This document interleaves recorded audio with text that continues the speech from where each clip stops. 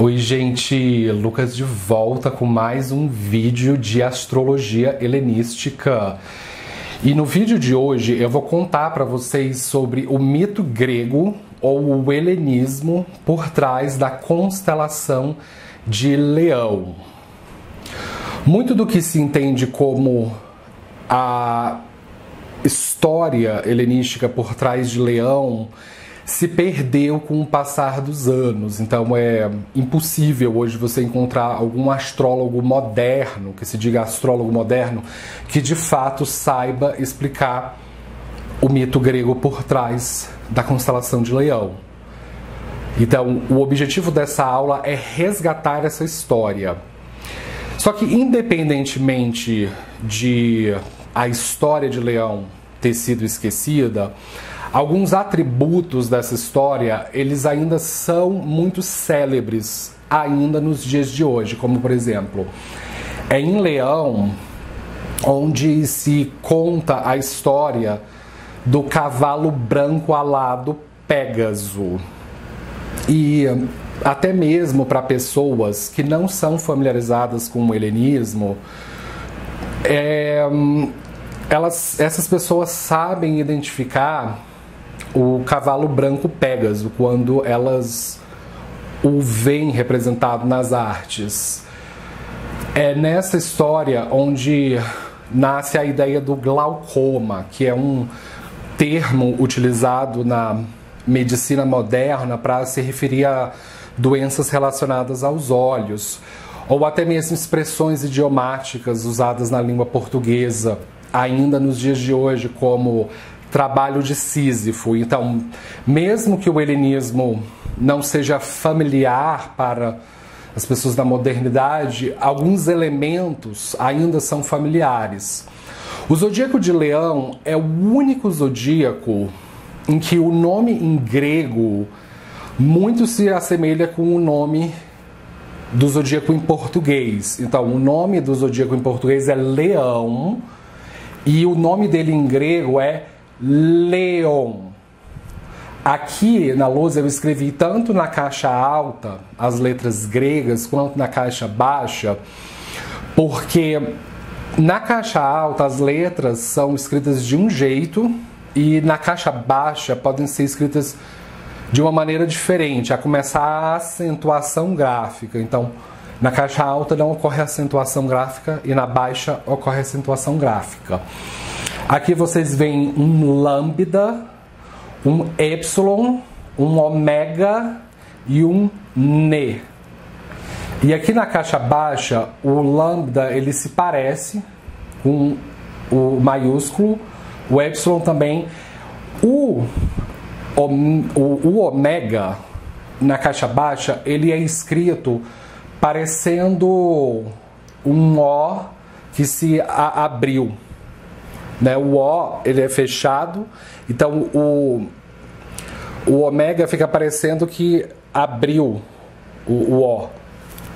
E diferentemente do omicron, que também existe no grego, o omicron tem um som de O mais aberto, mais agudo, mais pronunciado.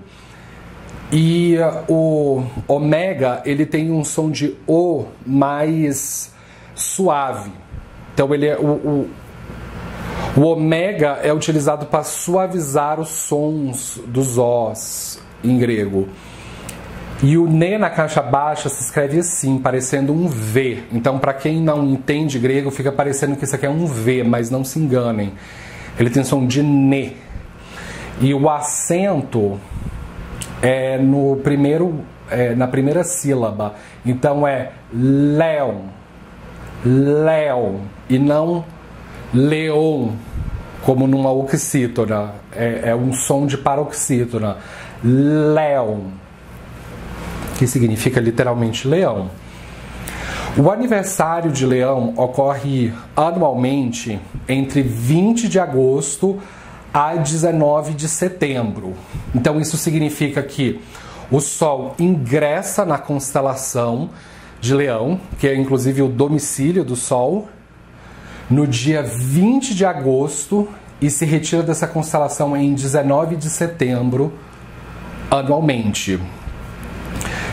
Vale ressaltar que esta data é calculada de acordo com o zodíaco sideral e mais especificamente a Yanamsha Centro Galáctico 0 grau de Sagitário. A astrologia helenística utiliza o zodíaco sideral para o cálculo das efemérides. Então, se considera a precessão das estrelas. Então, se você não nasceu entre 20 de agosto a 19 de setembro, você não é considerado leonino ou leonina pela astrologia helenística.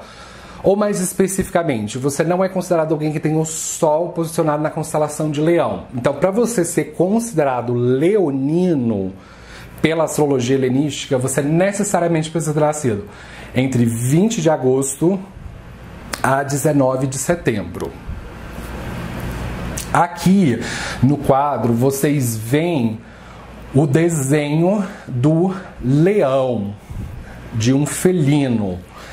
E essa criatura faz parte do que se chama de bestiário helenístico, que é um catálogo que descreve a existência de bestas, de animais selvagens.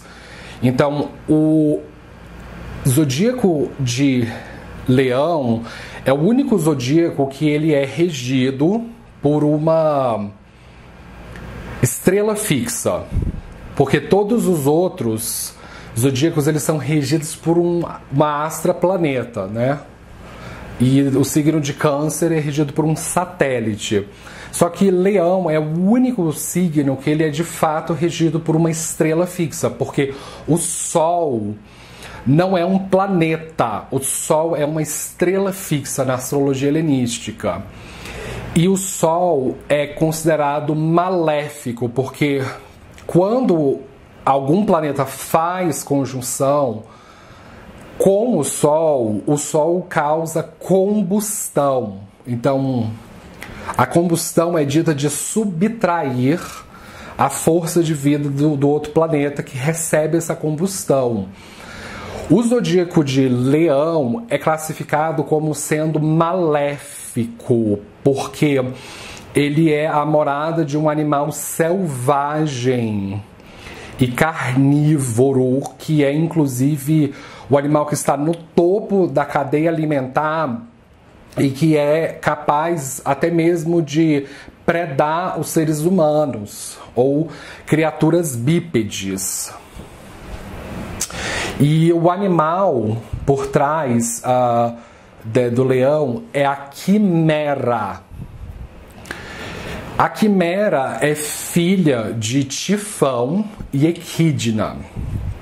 A quimera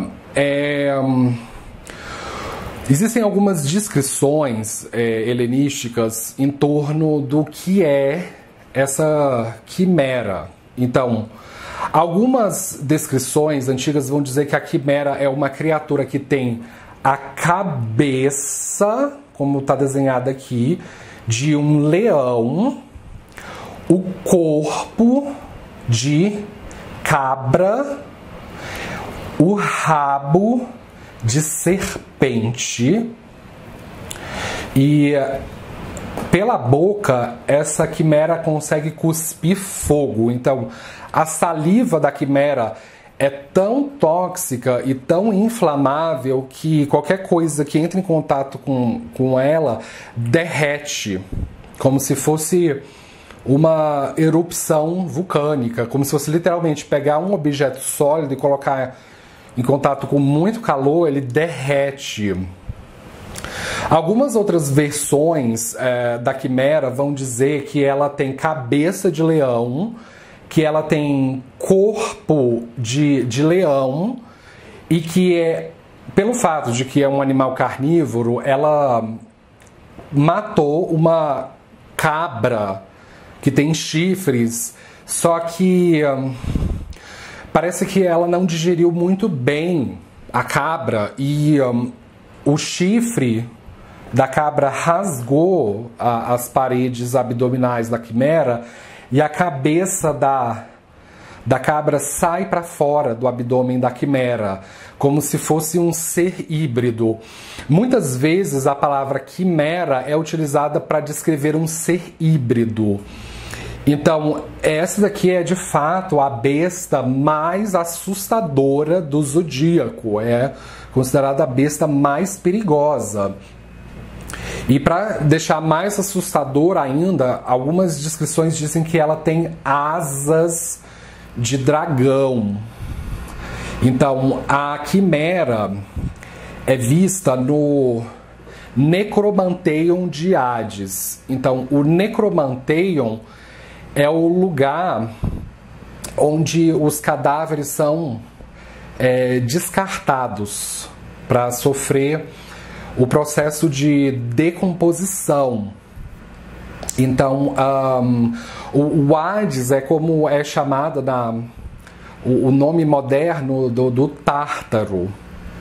Então, a quimera é dita de ser um dos animais que guarda o portão do Hades. Pelo seguinte, porque qualquer ser humano que se encontrar com a quimera, ele corre o risco de morrer imediatamente, de ser levado para o Hades.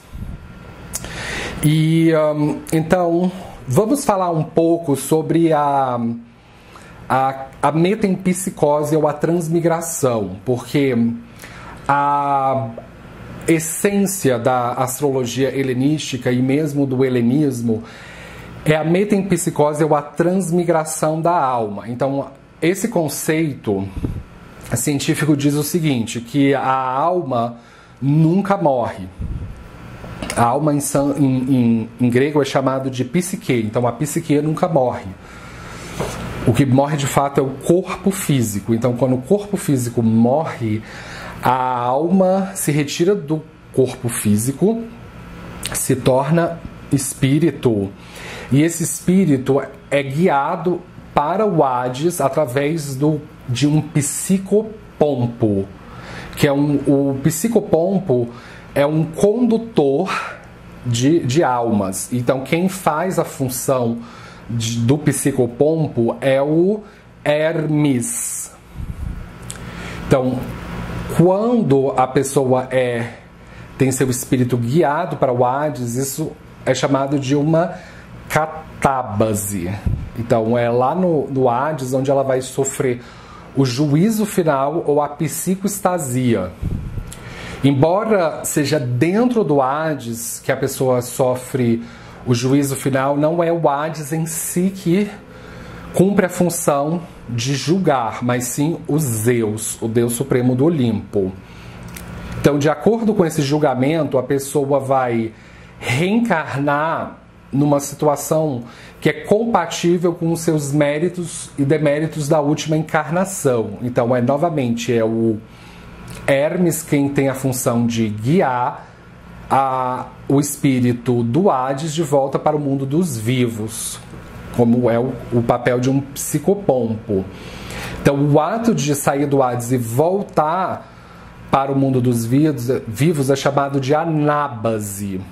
Então, quando ocorre a anábase, o espírito daquela pessoa reencarna num novo corpo físico. Então, esse fenômeno é chamado de metempsicose ou transmigração. E ele pode acontecer com animais, como por exemplo a quimera, ou ele pode acontecer com seres humanos e até mesmo com deuses. Falando em deuses, lembram que eu falei que é o Sol que rege o zodíaco de Leão? Então, até mesmo o Sol tem uma encarnação. Na verdade, o Sol tem 3 encarnações, que é uma santa trindade, uma divina trindade ou simplesmente uma trindade. Como todo astro da astrologia helenística tem o seu nome em grego. Então, o nome em grego do Sol é Febo. E o Febo tem 3 encarnações. A primeira é Theos. E Theos também é o nome da casa 9 do horóscopo helenístico, que é chamada em grego de Theos, que é inclusive a casa onde o Sol adquire júbilo. Então a primeira encarnação de Febo é Theos, a segunda é Hélio e a terceira é Apolo. Para a quimera, o Apolo ele é mais importante, porque a quimera foi criada por aristocratas troianos. E esses aristocratas moravam na cidade de Ilion, que é conhecida também como Troia, antes da Guerra de Troia. Muitas pessoas nos tempos modernos pensam que a Guerra de Troia foi uma ficção científica, que foi uma lenda, um conto de fadas, que ela não aconteceu, mas a Guerra de Troia de fato aconteceu. Se você tiver mais curiosidade de entender como foi a Guerra de Ilion, eu explico no meu vídeo sobre o mito grego de Libra.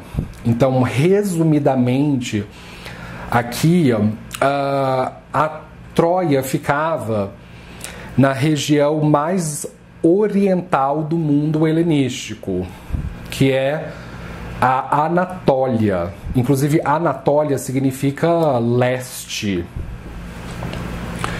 E a Anatólia, nos tempos modernos, é chamada de Turquia. Então, essa é a localização geográfica da antiga cidade de Troia. Ela ficava no que hoje é a Turquia. É uma cidade-estado grega localizada no que hoje é a Turquia, e ela ficava perto do Hellesponto. Então, é nessa cidade onde a quimera nasce, e ela vai ser criada por aristocratas troianos. E Troia ficou contra o resto do mundo grego, mais especificamente as tribos dos aqueus e dos danaus. O motivo da guerra foi porque o troiano Paris, sob orientação de Afrodite, roubou a princesa espartana Helena, que era casada com Menelau, rei de Esparta. Então, depois desse rapto, esse rapto durou 10 anos, esse foi o motivo da causa. Então, muitos deuses ficaram do lado dos aqueus e dos danaus e contra Troia, como é o caso de Hermes. Hermes ficou contra Troia. Mas o Apolo ficou do lado de Troia e contra os aqueus e os danaus. E então é por isso que a quimera está sendo representada como sendo o leão, o felino do zodíaco de Leão, porque o zodíaco de Leão é regido por Apolo, e Apolo fica do lado de Troia contra os aqueus e os danaus. Então, depois que ocorre de Troia ser destruída, porque Troia vai perder a guerra,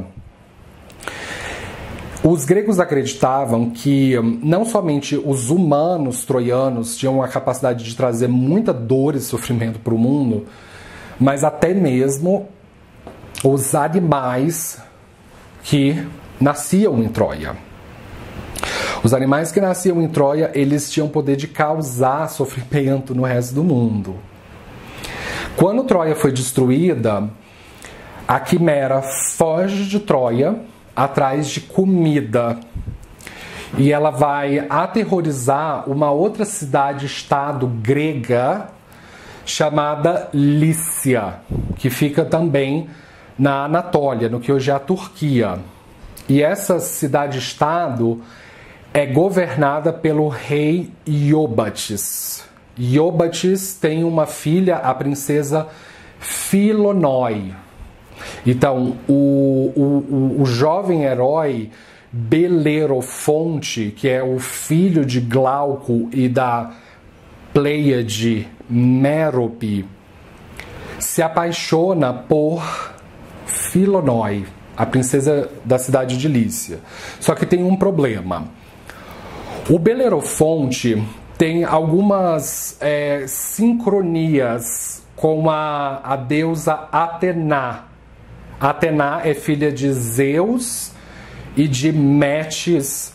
Se vocês assistiram meu vídeo sobre o zodíaco de Virgem, Partenos, lá eu digo que a Atena é a deusa que representa o zodíaco de Virgem. Então a figura central do zodíaco de Leão é, na verdade, essa santa trindade do planeta Mercúrio, que ela é... Mercúrio é chamado em grego de Stilbon, e as suas 3 encarnações são Hermes, Asclépio e Atena. Então, a Atena, ela fica infame por ter matado acidentalmente uma de suas amigas durante um treino de luta. Não era nem uma luta, um combate de verdade. Era um treino em que a Atena empala com a sua lança a Palas. E ela morre depois dessa empalação. Então a Atena, ela fica com uma fama de ter sido uma assassina de Palas. Então, para ela mitigar essa infâmia, a Atena decide erguer um ídolo chamado Palas Atena, em homenagem à amiga falecida Palas. E o Palas Atena é o ídolo que faz parte do Paladino, que vai ser levado para Troia. Então, depois que Troia é destruída, esse Paladino é levado por Enéas para Roma. Então, a Atena, ela tinha uma certa identificação com pessoas que foram envolvidas, mesmo que injustamente, em homicídios culposos, né, sem intenção de matar. O Belerofonte tinha um irmão chamado Alcimedes, que também é filho de Glauco e de Mérope. E sem querer, exatamente como Atena, sem querer, numa luta, o Belerofonte empala o Alcimedes com a sua lança. E o Alcimedes morre na hora. Então o Belerofonte também fica com essa fama de ser um homicida culposo. Então, quando o Belerofonte se apaixona pela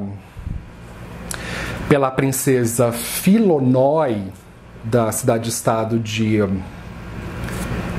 Lícia, a filha do rei Iôbates, o rei Iôbates não aprova esse casamento entre o Belerofonte e a Filonói, por causa dessa fama de assassino de Belerofonte.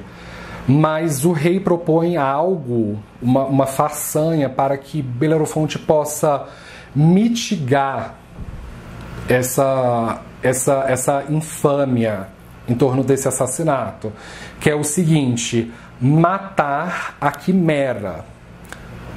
Porque quando a Quimera tinha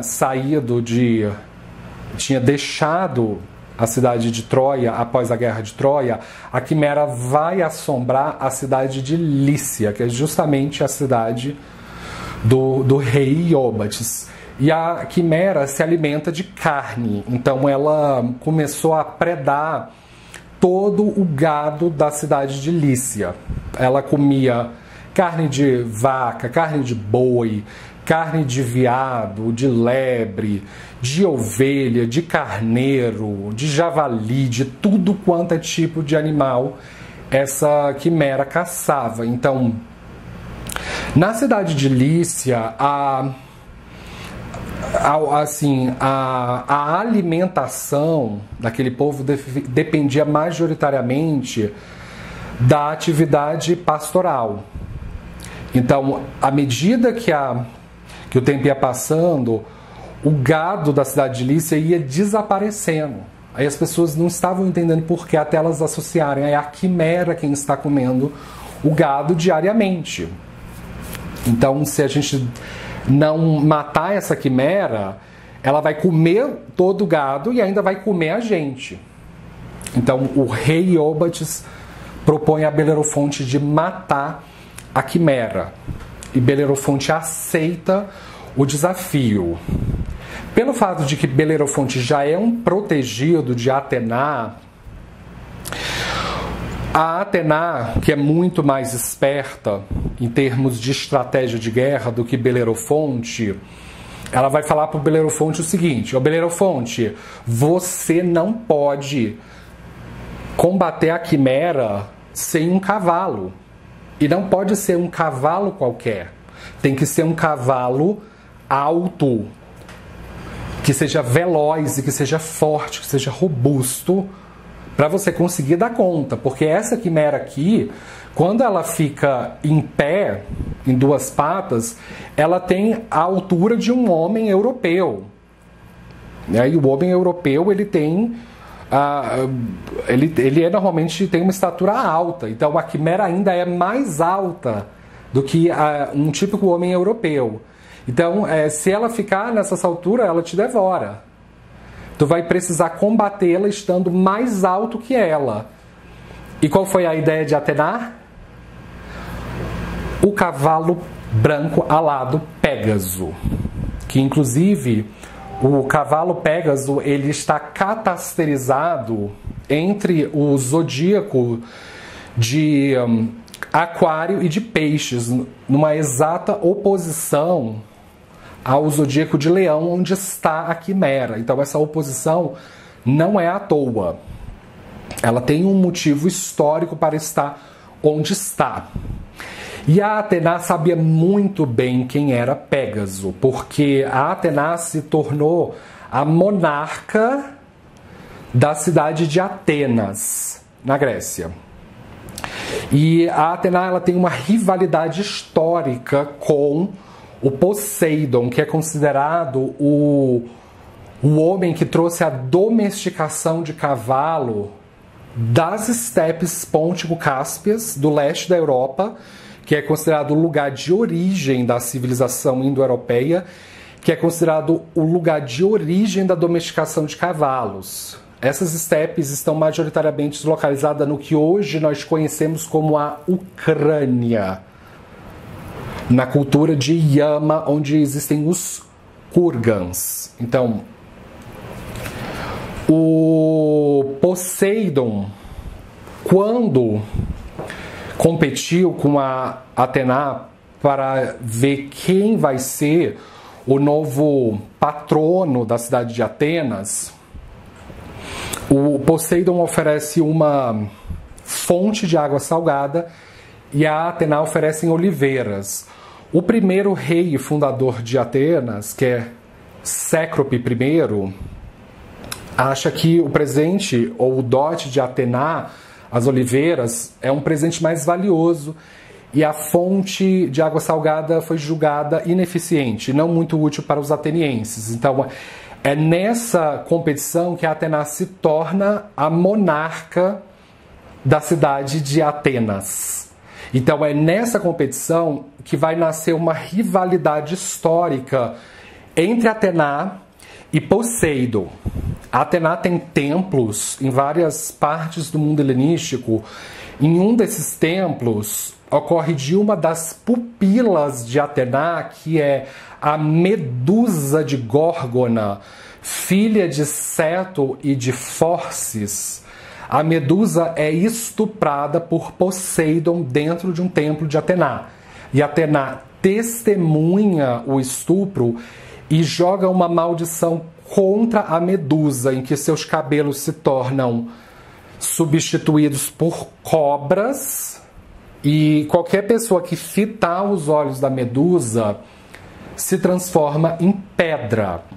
A Medusa fica grávida de 2 gêmeos, que é o Crisaor e o Pégaso.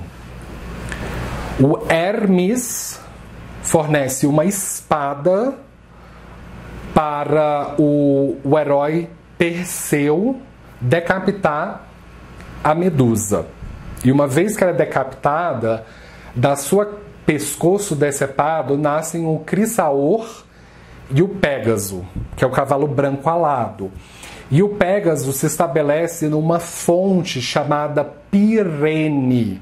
Essa fonte, ela pertence originalmente ao avô de Belerofonte, que é o Sísifo. Então, o Pégaso se torna a fonte de inspiração para as musas, que são as filhas de Zeus e de Menemosine. Então, a Atena fornece a Belerofonte uma rédea que ele vai usar para conseguir domesticar o cavalo. E ele consegue fazer essa domesticação de maneira bem sucedida. Então, uma vez montado no cavalo, o Belerofonte vai até a cidade-estado de Lícia, na Anatólia. E é interessante constatar que a Anatólia é considerada a parte mais oriental do mundo helenístico, que é justamente o Sol nasce pelo leste. Então, o Sol nasce primeiramente pela Anatólia, que é por onde os gregos viam a luz do Sol pela primeira vez. Então, qualquer atividade considerada aristocrática tinha que ser desempenhada pela direção leste, levando em consideração que o Sol rege a casta dos aristocratas, e as pessoas que têm a Lua posicionada no zodíaco sideral de Leão também pertencem à casta dos aristocratas. Então, para que Belerofonte desempenhasse uma tarefa aristocrática, como a de matar a quimera, ele precisaria partir para o leste. E ele conseguiu matar a quimera. Adivinha como? Empalada. Então, como vocês podem ver, o tema da empalação é um tema constante no zodíaco de Leão. O Belerofonte usa a sua lança e a lança empala o pescoço da quimera. Mas não foi logo após a empalação que a quimera morreu. A lança de Belerofonte era feita de chumbo. Então, quando a lança estava dentro do pescoço da quimera, o calor interno da quimera fez derreter o chumbo da lança. E aquele chumbo derretido obstruiu as vias aéreas da quimera. Então, a quimera, de fato, não morreu de empalação, mas sim de asfixia. Então, depois que a quimera foi morta, finalmente a cidade de Lícia poderia respirar agora um pouco de paz. Então, o rei Iobates de Lícia ficou agora convencido de que Belerofonte era um homem de valor. Ele decide perdoar o homicídio culposo do Belerofonte, fornecendo a mão de sua filha, a princesa Filonói, em casamento. Então, o Belerofonte se casa com Filonói, só que depois do casamento, a vida do Belerofonte não vai melhorar, porque ele vai se tornar cada vez mais arrogante e cada vez mais perpassado por ubris, que é o pior dos pecados para o helenismo, é ubris. Então, antes da gente dar continuidade a essa história do Belerofonte, vamos falar um pouco agora sobre a questão das estrelas fixas na astrologia helenística. Porque as estrelas fixas são catalogadas da que tem a maior magnitude para a estrela que tem menor magnitude. Então, a estrela de maior magnitude recebe o status de alfa, porque é a primeira letra do alfabeto, e a estrela de mais baixa magnitude recebe o status de ômega. Então, a estrela alfa de Leão está localizada no coração da Quimera. E essa estrela foi traduzida para o latim e recebeu o nome de Regulus. É muito comum na astrologia helenística algumas estrelas terem um nome de ou um nome arábico, por causa da origem do zodíaco ser da Babilônia, ou um nome latim, porque após a invasão da República Romana na Grécia e a Grécia ser anexada a Roma, muitos nomes de estrelas que eram então gregos passam a receber nomes latinos, como é o caso da estrela Alfa do Leão.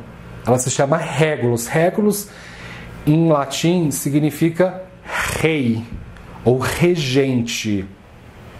Então, o signo de Leão, ele é especificamente o signo que rege reis. E no Yavana Jataka, que é o tratado helenístico, o leão é dito de reger ambientes como as câmaras onde reis dormem. Enquanto o signo adjacente a Leão, que é Câncer, é dito no Yavana Jataka que Câncer rege câmaras onde rainhas dormem. E Câncer é regido pela Lua. Então a Lua representa a rainha e o Sol representa o rei. E então,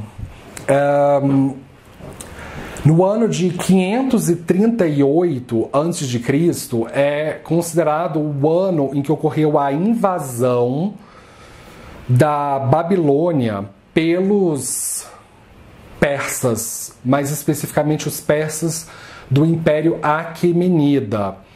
Então, o verdadeiro lugar de origem do zodíaco é de fato na Babilônia, numa região chamada Babel, famosa pela sua Torre de Babel. A Torre de Babel é, na verdade, um observatório astronômico em que os caldeus, como é o nome dos astrólogos da Babilônia, usavam aquela torre para observar o céu.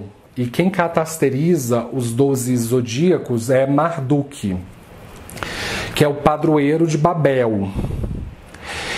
E o nome da religião da Babilônia é a religião Acádia ou a religião Assiro-Babilônia, né? E até mesmo o nome da língua é o Acádio ou Assiro-Babilônio.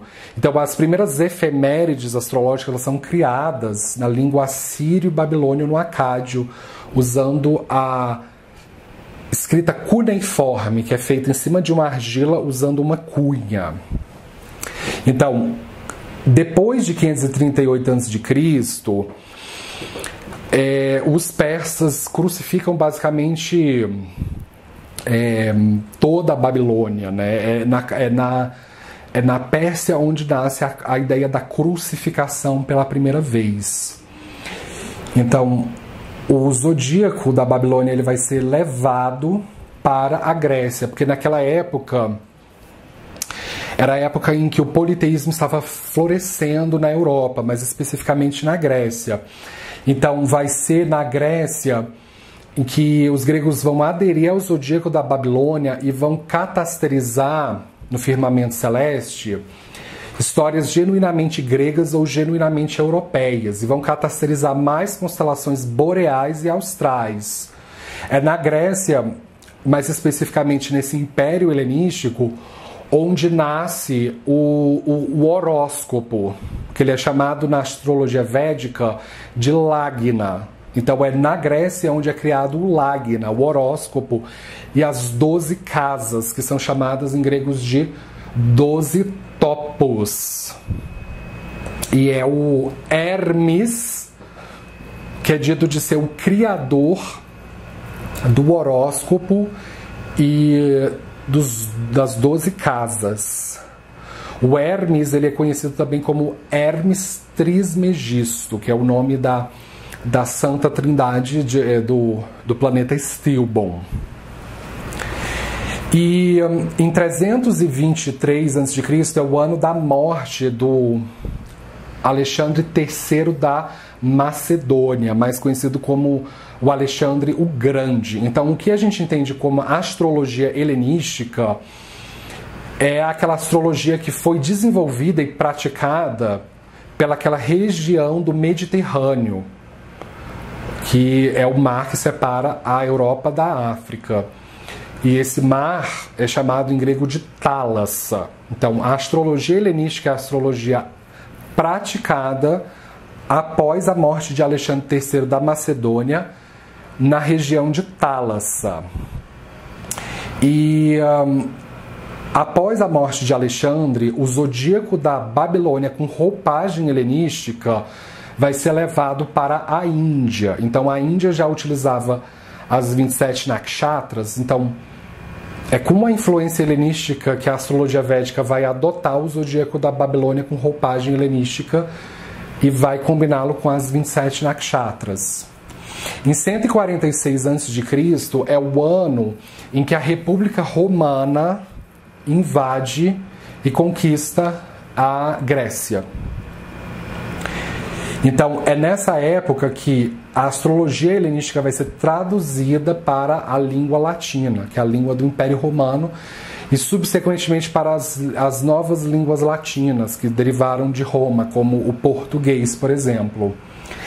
E em 762 d.C., já na Idade Média, é quando o califado islâmico, o califado abássida, vai reconstruir Babel e rebatizá-la de Bagdá. Então é por isso que muitas estrelas fixas têm nomes arábicos, porque é justamente na cidade de Bagdá onde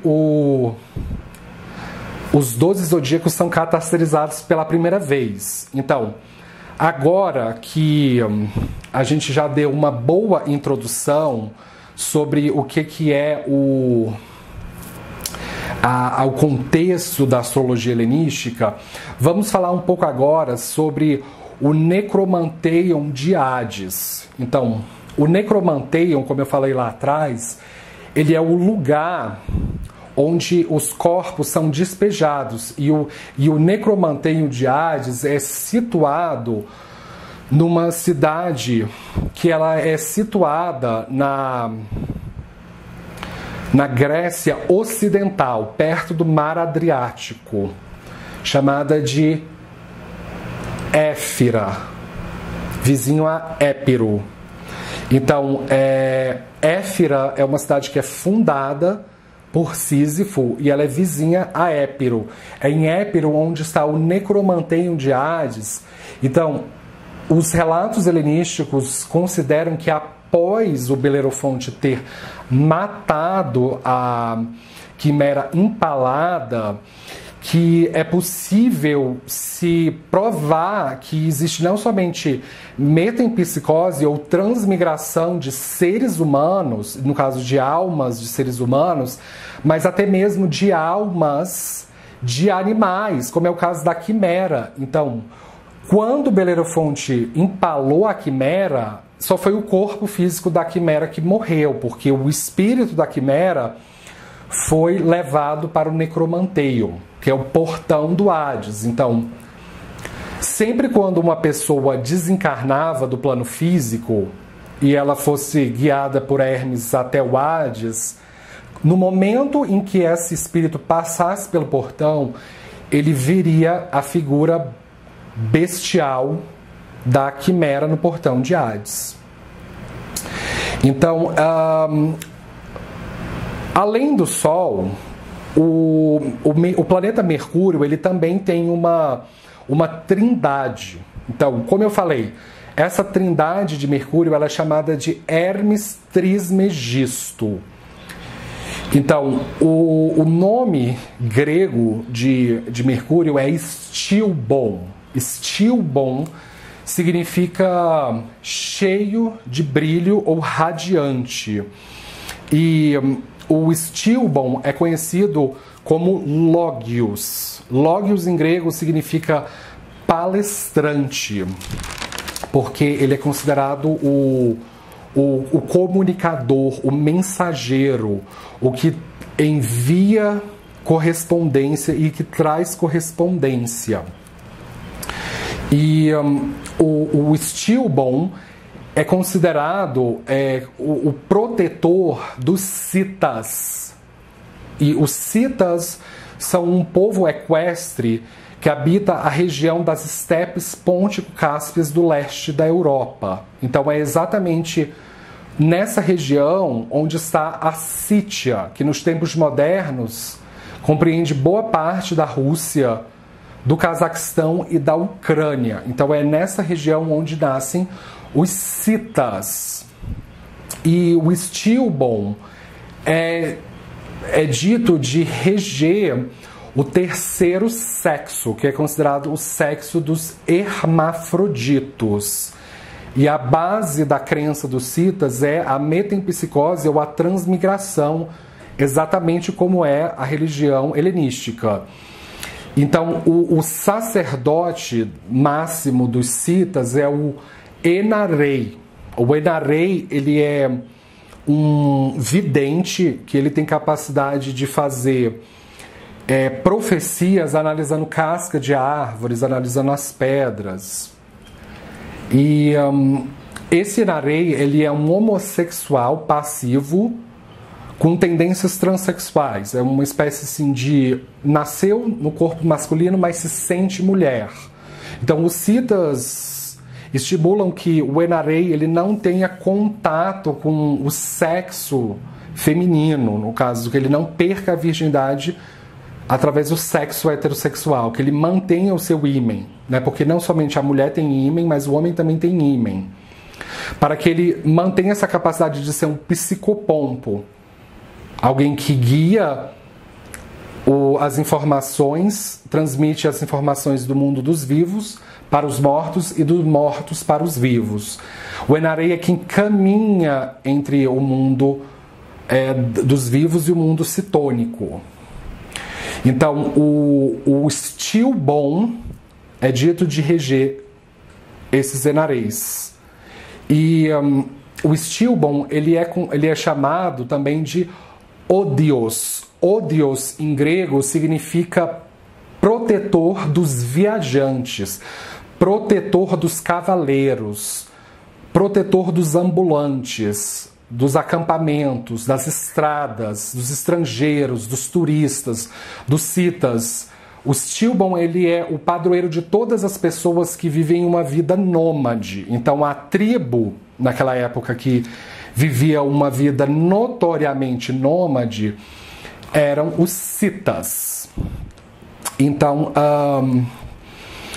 o Stilbon é dito de ser o mestre das lutas. Então ele ensina as pessoas a lutarem, ele se arma com arco e flecha aljava.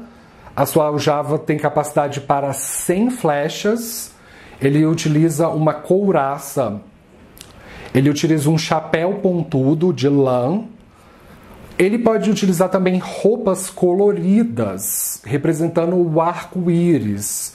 Então, nos tempos modernos, o arco-íris é o símbolo do movimento que até então se chamava movimento de gays, lésbicas e simpatizantes, movimento GLS, e depois virou movimento de lésbicas, gays, bissexuais e transexuais, que é o movimento LGBT. Então, o símbolo do movimento LGBT é o arco-íris. Então, pelo fato de que Stilbon rege o terceiro sexo, ele é dito de se vestir totalmente colorido, parecendo que ele está vestindo as cores do arco-íris. E ele é o protetor também das corridas de cavalos. Poseidon é considerado quem traz a domesticação de cavalos para a Europa, mais especificamente para a Grécia. Mas o Stilbon, ele é como se fosse o príncipe que tem apenas o seu cavalo, que a morada dele é o próprio cavalo, diferentemente do Sol, que tem uma carruagem puxada. por vários cavalos, Stilbon tem a sua montaria apenas um único cavalo. Então, o Stilbon, ele é conhecido por ser politropos. Ele se metamorfoseia, ele pode metamorfosear os objetos que ele rouba e até mesmo a sua própria aparência. Então, ele pode se metamorfosear de qualquer coisa, mas mais especificamente de um centauro. Então, o Stilbon é o protetor dos centauros, que no helenismo os centauros são os citas. Então, não é que o centauro era de fato uma criatura híbrida, metade humana e metade cavalo. É na verdade porque os citas viviam uma vida equestre nas estepes. Então, a casa dos citas era o próprio cavalo. Então, os gregos, por testemunharem os citas sempre montados, pensavam que eles eram centauros, que eles eram um híbrido de humano e cavalo. Então, o Stilbon, ele tem a aparência de centauro. E ele usa cordas, ele tem essa capacidade de enlaçar animais ou mesmo pessoas que estão fugindo a pé. O Stilbon depende especificamente da atividade pastoral. Então, ele tem o seu rebanho. Então, ele se instala num lugar das estepes. Aí, no momento em que o rebanho acaba com aquele pasto, Stilbon tem que se mudar para outro lugar. Um lugar que tenha um pasto apropriado. Então, ele vive uma vida nômade. Diferentemente dos outros gregos que instalam cidades e vilarejos e vivem uma vida fixa, o Stilbon, na verdade, vive uma vida nômade. Ele instala um acampamento, aí depois, quando acaba a comida daquela região, ele muda o acampamento para outro lugar. E o Stilbon é considerado o cérebro dos citas. E foram os citas que destruíram o Império Médio, que é considerado o primeiro império iraniano.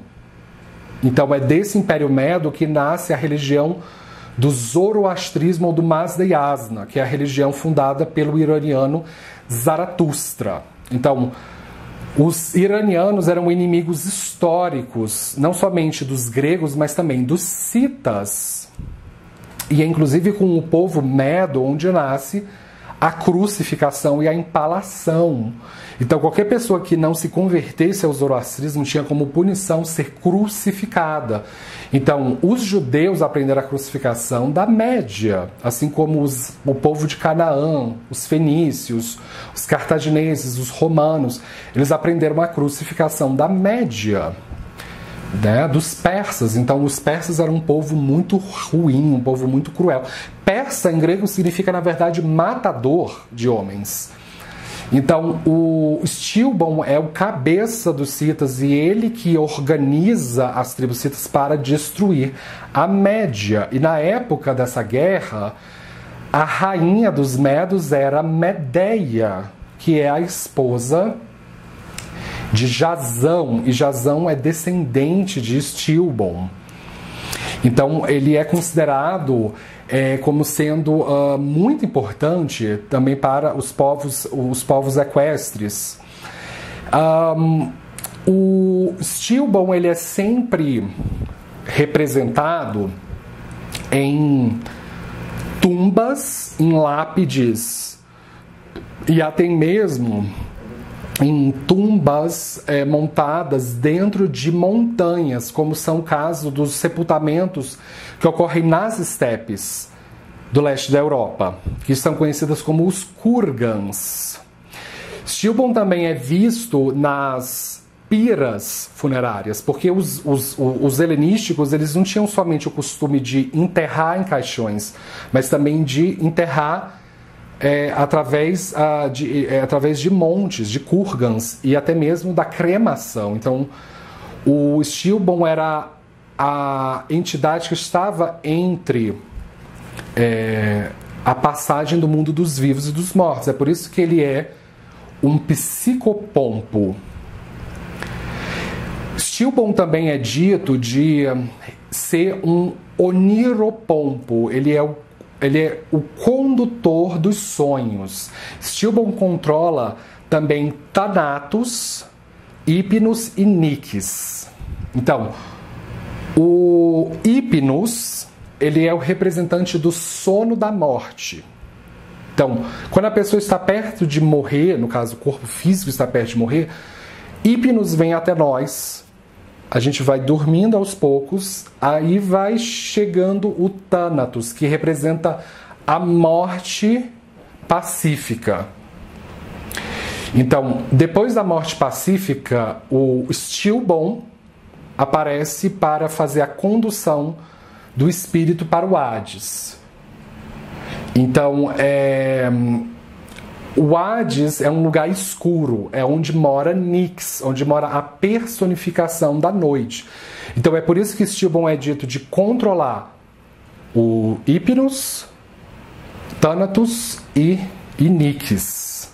Então são essas qualidades de Stilbon que vai chamar a atenção de Sísifo, o fundador de Éfira, perto do Necromanteion de Hades. Stilbon também utiliza uma capa que faz ele ficar invisível.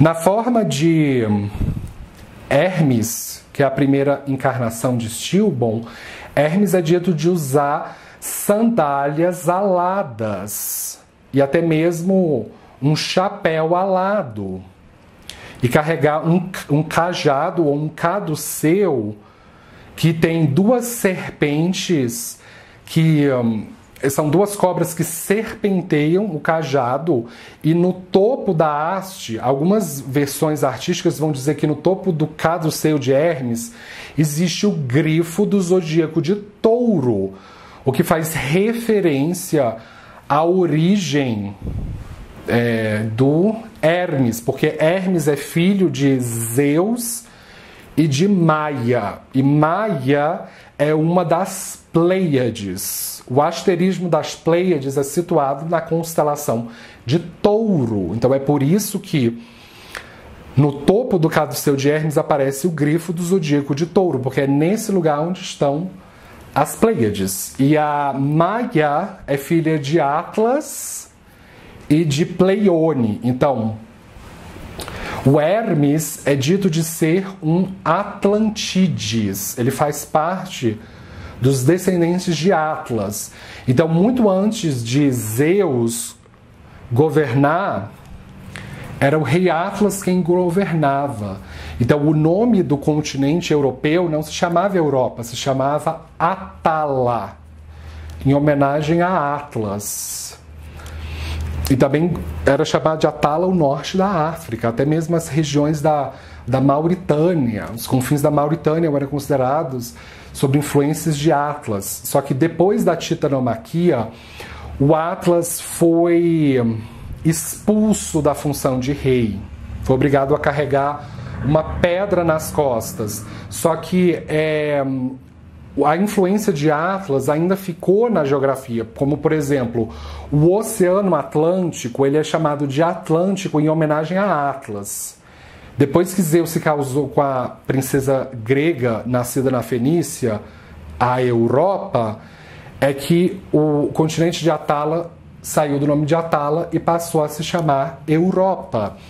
Então o Hermes ele é considerado um Atlantides. A história mais famosa envolvendo o Hermes é o fato de que Hermes rouba o gado de Apolo.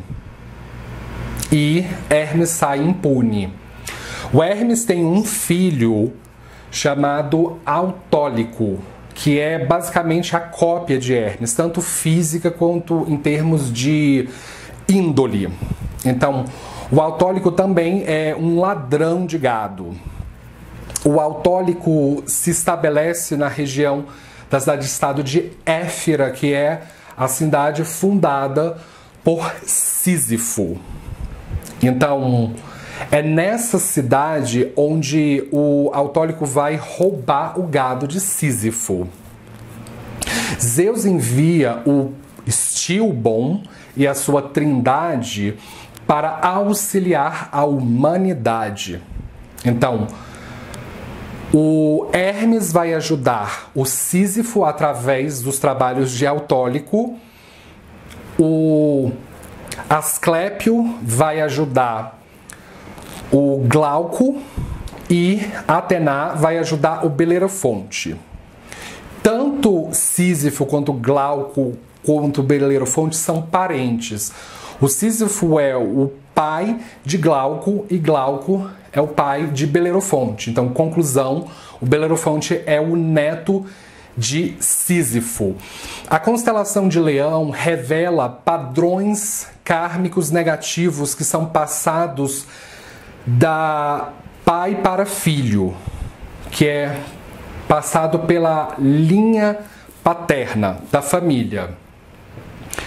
Então, o Sísifo tem uma personalidade horrível. O Sísifo constrói um palácio em Éfira e é nesse palácio onde ele mata os seus hóspedes e os viajantes. Com isso, ele quebra a lei da hospitalidade estabelecida por Zeus, que é a Xênia, ou Xênia, como se fala em grego. Zeus já está monitorando o trabalho de Sísifo. Então, o filho de Hermes, o Autólico, decide roubar o gado de Sísifo, copiando o mesmo exemplo do pai. Assim como Hermes roubava o gado de Apolo, o Autólico vai roubar o gado de Sísifo. E Sísifo é esperto. À medida que o gado de Sísifo ia diminuindo, Sísifo notava que o gado de Autólico aumentava simultaneamente. Então ele teve a ideia de pegar um pincel, uma tinta, e pintar a sola da pata de cada um dos animais, para que ele pudesse provar que aquele animal roubado era de Sísifo. E deu certo, porque o Autólico não sabia que a pata dos animais estava pintada e passava a roubar cada vez mais. Aí um belo dia, o Sísifo foi no pasto de Autólico e notou que os animais de pata pintada por ele estavam lá, junto com um rebanho do Autólico. Mas o Sísifo ele não ficou com raiva. Na verdade, o Sísifo e o Autólico ficaram amigos, porque o Autólico era descendente das Pleiades. Então, o Sísifo ele tinha planos de se casar com uma das Pleiades. Sísifo também é conhecido por ter escapado da morte ou escapado do Hades 2 vezes, de ter enganado a morte 2 vezes. Então, o Sísifo vai se casar com uma das Pleiades chamada Mérope. E na cidade de Éfira havia um homem que cuidava de um rio chamado Asopo. E o Asopo tinha uma filha chamada Egina. E essa filha foi raptada por uma águia e levada para longe. E o Sísifo é quem testemunha o rapto de Egina. Asopo, desesperado, pede para o Sísifo explicar o paradeiro da sua filha. E ao invés do Sísifo imediatamente falar do paradeiro da ninfa, ele pede um favor, que o Asopo presenteie Sísifo com uma fonte chamada Pirene, que é justamente essa fonte que o Pégaso vai utilizar no futuro. E o Asopo, muito bom, fornece essa fonte. Depois de fornecer a fonte é que o Sísifo conta o paradeiro da ninfa Egina. Então isso por si só já desperta a ira de Zeus. Então Zeus envia Thanatos para levar a alma de Sísifo para o Hades. E o Sísifo consegue enganar Thanatos. inventando de que Thanatos é muito bonito e que ele queria, na verdade, com a chegada de Thanatos, colocar um colar no pescoço dele para ver como ele ficava bonito. Thanatos aceita, só que ao invés de Sísifo colocar um colar, ele prende o pescoço de Thanatos com um ferrolho, com um grilhão, uma corrente. Então o Thanatos fica preso, ele não pode mais levar as almas para o Hades. E isso irrita o deus da guerra, o Ares, porque ninguém mais estava morrendo nas guerras. E a população da Terra estava ficando muito estagnada. A terceira geração dos idosos não estava mais morrendo por causa disso. Então o Ares liberta Thanatos dos grilhões para ele reestabelecer a sua função. Então o Sísifo consegue escapar do Hades essa primeira vez. Na segunda vez vai ser o seguinte: após Sísifo se casar com Mérope, o Sísifo auxilia Mérope a, quando ele morrer, não sepultar o seu cadáver em decomposição, mas sim deixar o cadáver de Sísifo exposto em praça pública. Porque havia um protocolo dentro do Hades de que, se o cadáver de uma pessoa não for sepultado, que o Hades não poderia aceitá-lo lá dentro do mundo dos mortos. E é exatamente isso que Mérope faz. Ela deixa o cadáver de Sísifo exposto em praça pública, e quando o espírito de Sísifo é levado para o Hades explica que ele não pode ficar aqui, porque o cadáver não foi enterrado. Aí o Sísifo fala para o Hades: tem como eu voltar para o mundo dos vivos e enterrar o meu cadáver e depois eu volto aqui? Aí Hades aceita, Sísifo volta para o mundo dos vivos e, ao invés de enterrar o cadáver, ele foge com Mérope. Então ele escapa da morte uma segunda vez. Só que eventualmente o Sísifo vai morrer, só que ele vai morrer velho. Ele vai ter a sua morte adiada.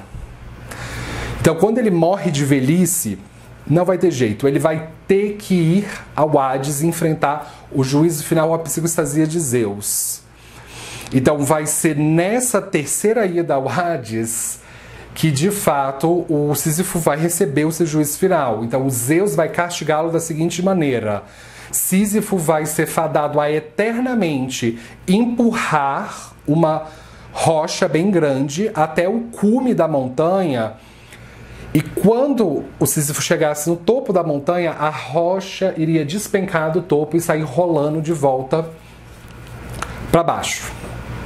Isso eternamente, como forma de castigo, porque Zeus quis ensinar que Sísifo não pode escapar do juízo final, assim como todas as outras criaturas. Todo mundo um dia vai ter que enfrentar o juízo final.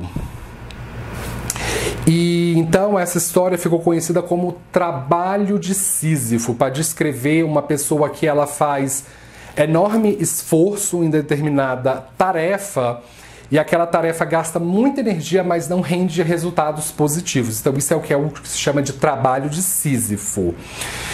Com Mérope, Sísifo vai ter o Glauco.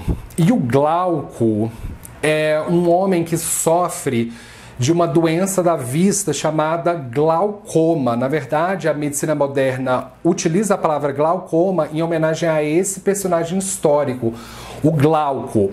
Então, Glauco em grego significa acinzentado, ou como é alguém que enxerga de maneira cinzenta, ou que enxerga como se fosse um nevoeiro, ou como se tivesse uma catarata na frente da visão dele.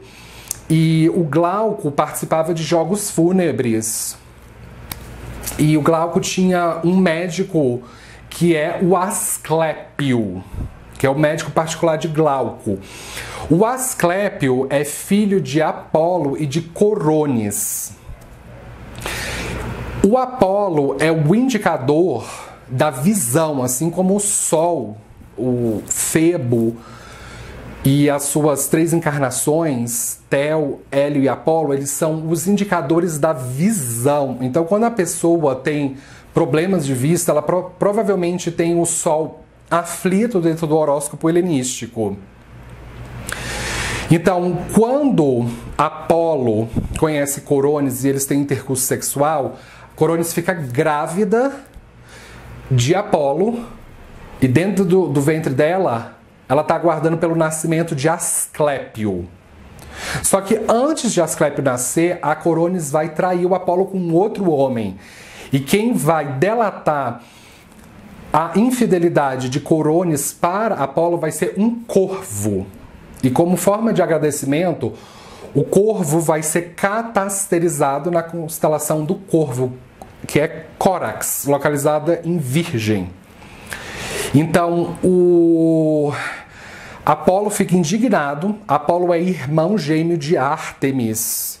No momento do nascimento, a Ártemis vai ser chamada para os seus trabalhos de obstetria, porque a Ártemis é uma obstetra. Só que ela vai fazer um trabalho peculiar dessa vez. Ela vai punir Coronis pela traição. Então, no dia do parto, a Ártemis assassina a Coronis e assassina o amante. E abre a barriga de Coronis e tira o bebê recém-nascido Asclépio. Então, quando o Asclépio nasce, ele nasce sem conhecer a sua mãe. Esse é um dos motivos pelos quais o planeta Mercúrio não gosta da Lua, porque a Ártemis é uma das encarnações da Lua. Por isso que o Mercúrio ele se sente desconfortável quando está posicionado no signo de Câncer, que é o signo da Lua. Então, quando o Asclépio cresce, ele se torna o médico dos deuses e o médico dos humanos também, de todas as criaturas. Assim como o Hermes, o Asclépio também tem um cajado, só que esse cajado ele é serpenteado apenas por uma única cobra, representando o domínio da morte. E o Asclépio ele fica monitorando o trabalho de Glauco. No dia dos jogos fúnebres, o Glauco vai participar de uma corrida de cavalos contra o Iolau, que é o Eromenos de Héracles, da trindade do planeta Marte, que é chamado de Piróis ou Mesonix. A primeira encarnação de Piróis é Pan, a segunda é Ares e a terceira é Héracles. Durante essa disputa, o Glauco tem um problema de vista e ele cai do cavalo por causa disso e morre na queda. Quando o Glauco morre, o Asclépio ressuscita o Glauco e cura a sua problema de visão, que é o glaucoma. Então, o Asclépio é dito de portar a Anastácia, ou Anástase, que Anástase em grego significa a ressurreição. E o Zeus fica muito irritado com a ressurreição de Glauco. E Zeus pune o Asclépio matando-o com os seus raios. E o Apolo, por ser o pai de Asclépio, fica indignado e o Apolo mata os cíclopes. Os cíclopes são as entidades que produzem os raios de Zeus. Eventualmente, o Zeus ressuscita o Asclépio, porque o Zeus ele também porta a Anastácia, ou Anástase, que é um dos atributos de Zeus. E Asclépio é imortalizado na constelação de Corax, do Corvo. E o Glauco, ele vai se casar com Eurínome e eles vão ter o Belerofonte, o que novamente faz a gente voltar para a história do início do vídeo, pois o Belerofonte vai matar acidentalmente, empalado, o Alcimenes, irmão de Belerofonte e também filho de Glauco e Eurínome. E o Belerofonte, vai querer se casar com Filonói, que é a princesa filha do rei Iobates da Lícia, como condição matando a Quimera. Então o Belerofonte mata a Quimera com a ajuda de Atena, consegue se casar com Filonói e ele se torna arrogante, ele se torna perpassado de ubris. Então, o sonho de Belerofonte é se tornar um deus olímpico. Então, para isso, ele precisa beber do néctar da imortalidade. E esse néctar, Belerofonte só vai encontrar se ele subir no topo do Monte Olímpico, onde está Zeus e todos os outros olímpicos. Então, o Belerofonte cavalga com um cavalo branco Pégaso em uma altíssima velocidade em direção ao Olimpo.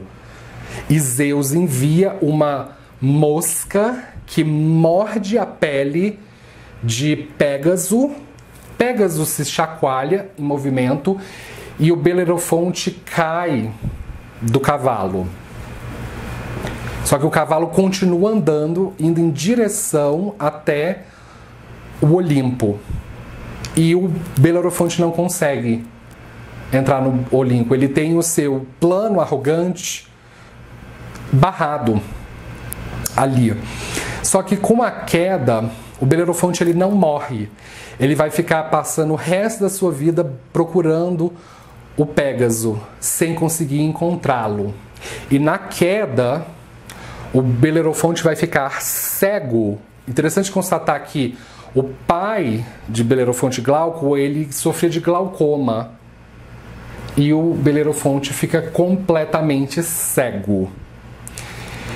E o Zeus precisava de alguém que produzisse os seus raios.